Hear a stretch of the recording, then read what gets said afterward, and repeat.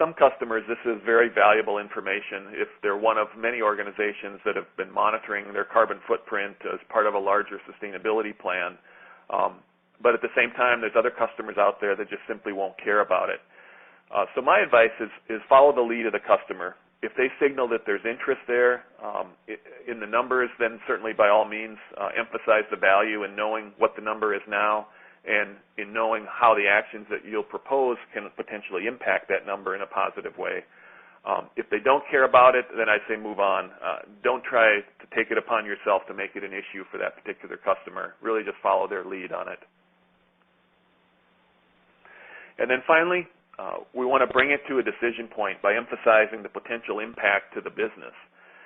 With our report format, we clearly show a financial comparison to the different levels of performance.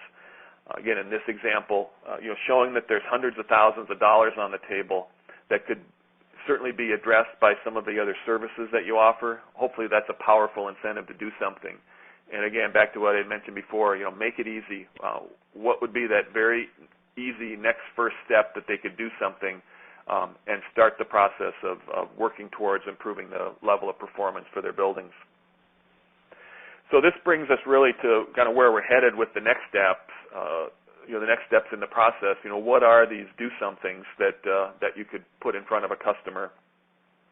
So this is the energy services delivery model that we've outlined, and we spent the session today talking about that very first step in the process, the red box called benchmarking energy costs. But as we've alluded to all along, it really is just that. It's the first step where our whole goal is to move through the rest of the process. So where we're headed with this, in the next 3 webinar sessions, we're going to cover the rest of that process. We'll talk about how providing an energy assessment